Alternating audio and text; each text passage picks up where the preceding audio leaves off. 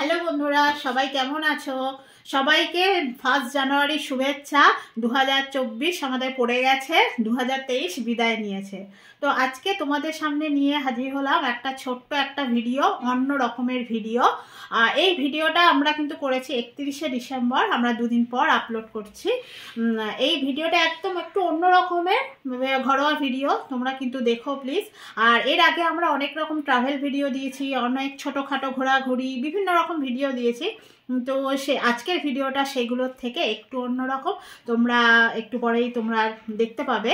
তো তোমরা সেই ভিডিওটা দেখে অবশ্যই কমেন্টে কিন্তু জানিও কেমন লাগলো ভিডিওটা। তাহলে আর দেরি করো না, তোমরা এবার ভিডিওটা পুরো দেখতে থাকো।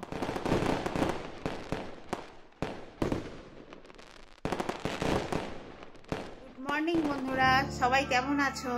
আশা করছি সবাই খুব ভালো আছো। এখন বাজে সকাল 8টা, আর আজকে হলো 31শে ডিসেম্বর, একদম প্রচণ্ড বছরের একেবারে শেষ দিন। আর আগামীকাল হলো 1 জানুয়ারি। আজকে 31শে ডিসেম্বর হলেও কিন্তু একদমই কিন্তু খুব একটা ঠান্ডা নেই। প্রতি বছর এই সময় খুব ঠান্ডা থাকে কিন্তু এবছর ঠান্ডাটা খুবই কম। তো সকালবেলা ঘুম থেকে উঠে আমার ছেলের বাড়ির সবার চা খাওয়া হয়ে গেছে। এই যে আমার বর বসে আছে, বর এই চা নিয়ে বসে আছে, এখনো চাটা খাইনি। এই যে চা।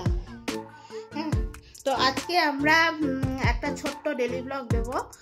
আজকে কিছু খাবার দাবার বানাবো, সেটা তোমাদের কাছে নতুন মনে হতে পারে, বা গ্রামে অনেকেই তোমরা ওটা খেয়েছো। সেটা কি বানাবো তোমাদেরকে দেখাবো। নতুন একদম সেই খাবারটা, রেসিপিটা তোমরা কিন্তু আজকে পুরোটা দেখতে থাকো। আমরা একটু পরেই বানাবো, এখন চাটা খাওয়া হয়ে যাক, তারপর টিফিন। সকালবেলা সব টিফিন খাওয়া হয়ে গেছে, তো এখনো রান্নাটা চাপাইনি। মা একটুখানি সব জোগাড়জাতি করে দিচ্ছে, তারপরে রান্নাটা চাপাবো। তো আমি তার আগে একটা কেক ডেকোরেশন করব, তোমাদেরকে একটু দেখাবো। এর আগে আসলে আজকে একটা কেকের অর্ডার ছিল, সেটা আমাকে আজকে দিতে হবে। তো এখানেও তো বন্ধুরা সবাই কেকের অর্ডার দেয়, যেমন ক্রিসমাস ফুডস কেকটা এখানে এসে বানিয়েছিলাম। তো একটা ক্রিম কেকের অর্ডার ছিল। ক্রিমটা আমার স্পঞ্জ করে ক্রিম করে মোটামুটি বেসটা রেডি হয়ে গেছে, শুধু আমার ডেকোরেশনটা করা বাকি ছিল। তো এখন ডেকোরেশনটা করব, তো সেটাই একটুখানি তোমাদের দেখাবো, আর কমপ্লিট হয়ে গেলে তোমাদেরকে পুরোটা দেখাবো। এখন আমরা এটাকে ডেকোরেশন করে নিয়ে তারপরে রান্নাটা হবে। রান্না হয়ে গেলে তারপর আবার কেকটা তাকে আজকে ডেলিভারিও করতে হবে। তো সেই কারণে এখন আর সময় নেই, একদম দেরি হয়ে গেছে। তাড়াতাড়ি করে এখন কেকটা ডেকোরেশন করে তারপরে রান্নার দিকে যাব। তাহলে দেখো আমি কেকটা ডেকোরেশন করছি, একটুখানি তোমরা দেখো। মোটামুটি এইভাবে বেসটা আমি করে রেখেছি, ক্রিম লাগিয়ে চারিদিকে এটা করে রেখেছি। নিচে একটুখানি সামান্য ডেকোরেশন করেছি। এবার আমি উপরটা করে এবার তোমাদেরকে দেখাবো। এই যে দেখো, ক্রিম করে রেখেছি, তারপরে এই আর একটা ক্রিম, সারা টেবিলটা ছিটিয়ে আছে, এই সমস্ত কেকের জিনিসপত্রে। তো ডেকোরেশনটা কিভাবে করছি করে নিয়ে তোমাদেরকে দেখাচ্ছি, তোমরা শুধু দেখো।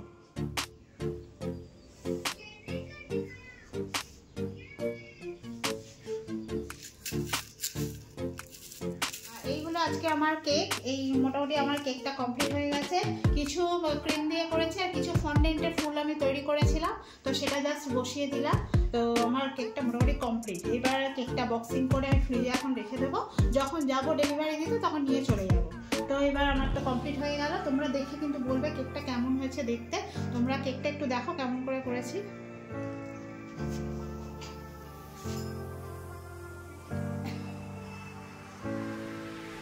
আমরা কেক নিয়ে বেরিয়ে পড়েছি, বেরিয়ে এই রাস্তা দিয়ে যাব। ওদের বাড়িটা আবার না, বাড়ি পড়ে সেই মদারহাটের দিকে। তো একটুখানি এই রাস্তাটা হাঁটতে হবে, এখান থেকে ডাইরেক্ট অটো টোটো কিছু পাবো না।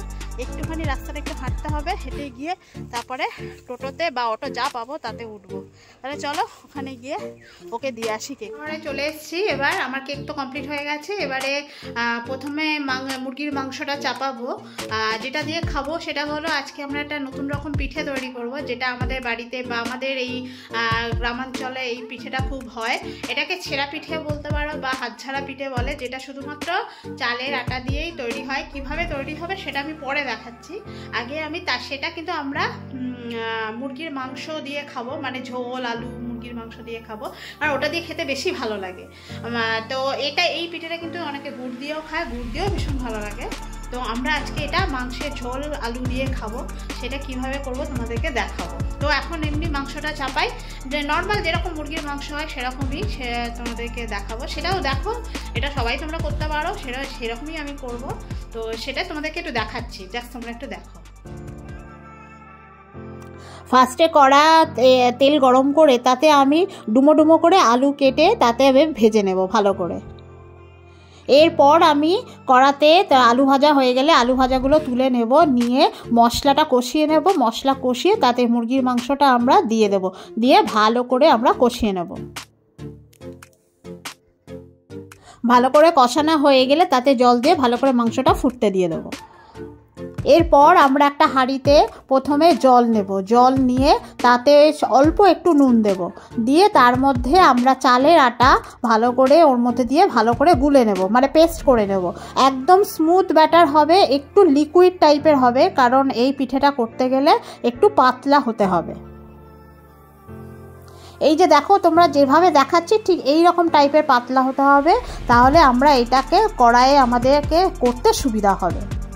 দেখো কিভাবে করছি, হাত দিয়ে ঝেড়ে ঝেড়ে এই পিঠেটাকে করা হয় বলে হাত ঝাড়া পিঠে বলা হয় বা ছেঁড়া পিঠে।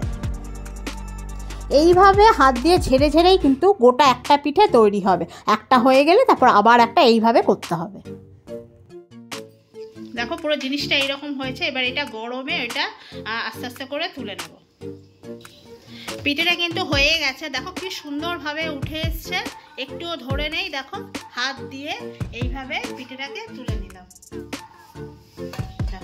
দেখো কি সুন্দর ভাঁজ করে দিয়েছি, পিঠেটা বড় কিন্তু ভাঁজ করে তোলা হয়ে গেছে।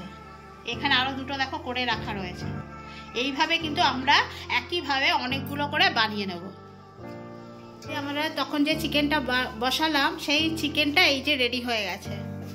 এটা হলো একদম বেশি করে ঝোল করতে হবে, কারণ পিঠে দিয়ে খেতে হবে, সেই কারণে এই চিকেন আলু ঝোলটা একটু বেশি, একটু পাতলা রাখতে হবে, কিন্তু খেতে দারুণ হয়।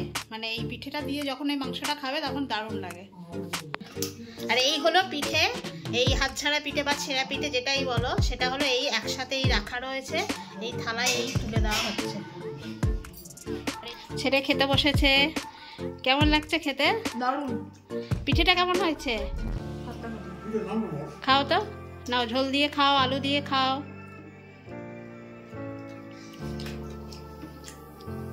ভালো হয়েছে? খাও, ভালো করে খেয়ে নাও। বাবাও খেতে বসেছে। বাবা ডাল দিয়ে আগে খাচ্ছে, তারপরে মাংস দিয়ে খাবে। ডাল দিয়েও খেতে কিন্তু খুব ভালো লাগে।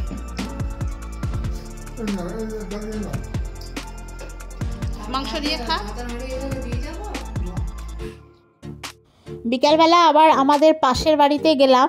পাশের বাড়িটা আসলে আমার বন্ধুরই বাড়ি, তো সেখানে ওর ছেলেমেয়েরা আমার ছেলেরও বন্ধু হয়, তো ওদের বাড়িতে খেলছিল, তো ওদের বাড়িতে গেলাম। অনেক দিন যাওয়া হয়নি, ওদের বাড়িটা দোতলাটা কেমন করেছে একটু দেখতে গেলাম, আর ছেলেরা খেলছিল, কীরকম পড়াশোনা করছে সেসবও একটু জানলাম, একটু ভালো লাগলো, একটু আড্ডা হলো আর কি। এটা হলো আমাদের ছোটবেলার বন্ধু আমার রোজিনা, ওদের বাড়ি, ওদের উপরে দোতলাটা কমপ্লিট করেছে, আমাদের বাড়ির গায়ে বাড়ি, তো সেই বাড়িটা একটু দেখতে এলাম, তো ঘরটা কেমন করেছে ভিতরে দেখলাম, খুব সুন্দর, উপরে প্রত্যেকটা রুম ভীষণ সুন্দর।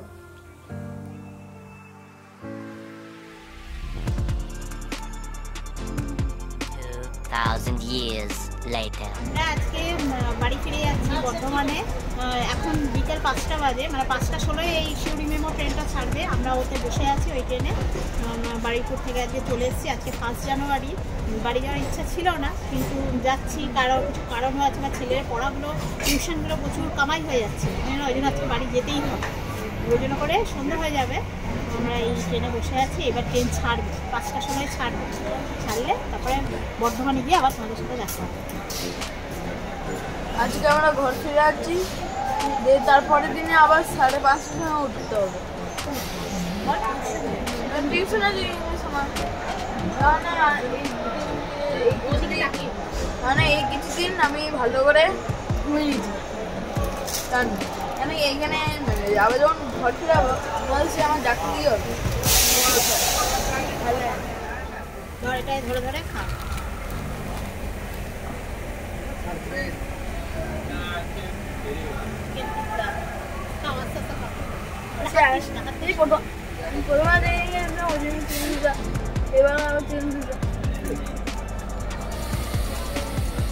বিস্কুট দেয়নি,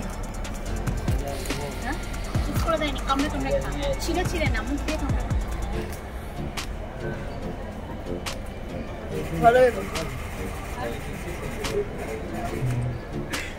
আমরা খাচ্ছি চা, চা খেতে ইচ্ছা করছিল ওই জন্য চা খাচ্ছি, আর ছেলে খাচ্ছে চিকেন পিৎজা, ওর এইসব খাবারই পছন্দ। আর চা খেতে খেতে মশলা চা পেয়ে গেছে, তো আমি বলছি তোমাদের দুজনের ময়ে ময়ে হয়ে গেছে। মশলা চা আসলে ভালো লাগে না।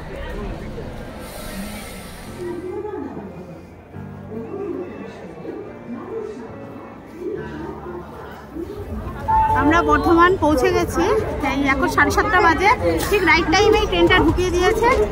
বর্ধমান এসে গেছি, আর কি বলবো, এবার বাড়ি চলে যাই। ছেলের সামনে এগিয়ে যাচ্ছে, এবার আস্তে আস্তে ঠান্ডাটাও পড়ছে, এবার বাড়ি চলে যায়, এবার পরে আবার দেখা হবে।